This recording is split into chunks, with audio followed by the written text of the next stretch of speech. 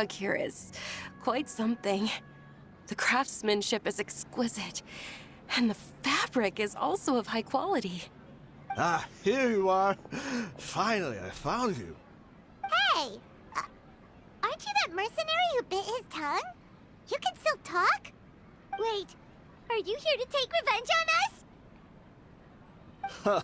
What are you talking about? Do I look like I could take you all in a fight? I just came here to give you something. I'll be on my way to give myself up to the Corps after this. Once I woke up, I hurried to the Khan al-Ahmar's camp, hoping to alert them to your presence.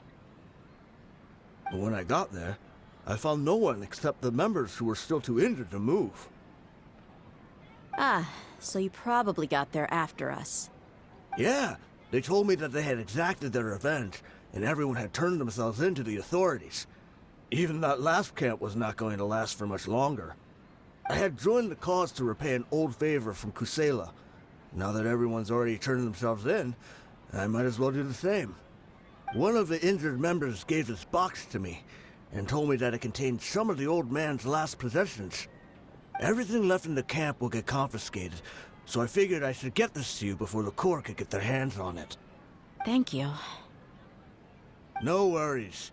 We are all just living our own truths. There's no need to comment or judge anyone for it. So this box contains everything that Dia's father left behind. Huh. It feels lighter than expected. Well, back in the day, the first thing he did with any Mora was spend it on things like drinks and meat. But let's see what's inside. What's this? It's just a bunch of junk.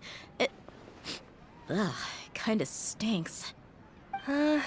Perhaps it's just been left unopened for too long. A handwritten copy of a storybook. The paper's already yellowed, and it looks like it's about to fall apart. It was against the Academia's rules to possess books for personal use.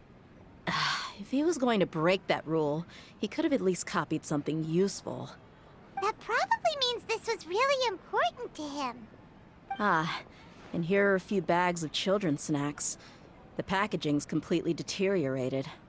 Maybe that's where the smell was coming from. Did he get those for you? Yeah, but here's the thing, though.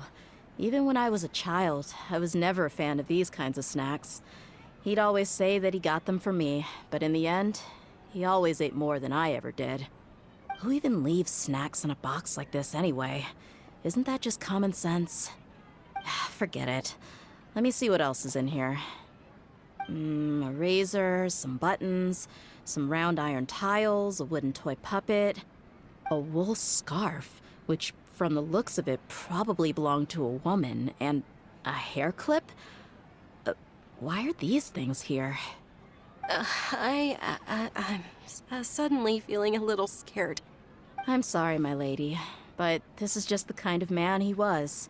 He probably saw this box as some kind of personal trash heap and dumped any and everything in there. 2 empty liquor bottles.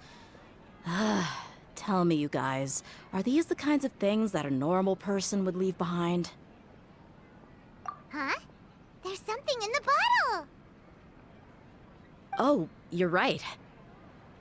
All right, I got it out. It seems to be a piece of paper with some writing on it.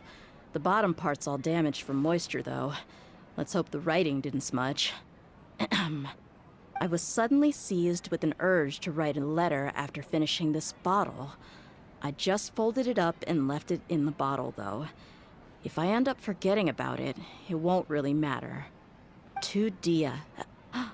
It's a letter for me? It's all right. I'll just read it out. If he went to the trouble of writing a letter, there must have been some important things that he wanted to say. Or at least record down. My condition's becoming worse and worse. Can't even walk without a cane anymore, much less go out and have fun. Guess I don't have many days left. If you're reading this letter, then I suppose I'm already long gone. You were adorable as a baby. Everyone loved you. And regardless of whether you were crying or laughing, everyone enjoyed having you in the group. But once you grew a bit older, you were no longer nearly as happy or cute. It's probably Idrisi's fault. He was never up to any good. Can you believe this guy? He can point the finger at himself. Anyway, back to the point. To summarize, I'm writing this so you would know not to feel sad for me, even if you end up finding out the truth. The reason being that I was never your father to begin with. Wait, what? Surely, he must be joking, right? I don't know. I was quite formidable when I was young, and 100 times cooler than some so-called flame main. Really felt like the whole world was under my feet. With just a teeny tiny bit of effort, I felt I could rule over the entire desert. But as fate would have it, I went out into the desert for a drink one day and discovered a baby in the sands. It was you. You were just lying there, small and helpless. You were so tiny that if the wind blew for just a little while longer, you would have been buried forever. But your cries were so loud they made my head hurt. Now that I think of it, you really were a bundle of energy. Sounds like he's serious. I told Idrisi and the others that I had slipped up with a woman while out and about. None of them even doubted me. I'm sorry that I had to lie to them for so long, but I really had no other choice. I was their most esteemed leader, after all. It's not like I could just tell them that I suddenly wanted to play at being a father. At this rate, I'll puke up all the liquor I just drank from this bottle. Anyway, Dia, you possess the kind of freedom and kindness that we could only dream of. As far as how you should live your life, that'll be up to you to decide. That's the end of the letter. In the end, he was still thinking of me as a little child. I suppose, or I would have suffocated under the sand a long time ago. He was a good father to you. The fact that he wasn't a blood relative doesn't change that. Yeah. It's just a pity that we had to learn the truth of everything like this. Do you already have some ideas about the decision that he wanted you to make? I do.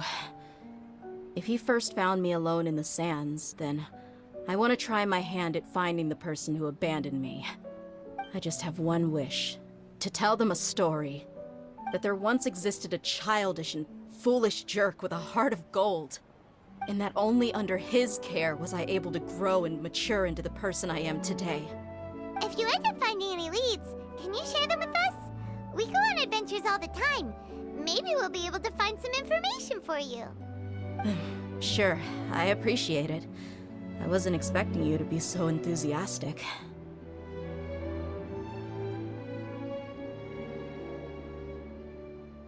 I'll help too. Thank you. All of you. Thank you so much.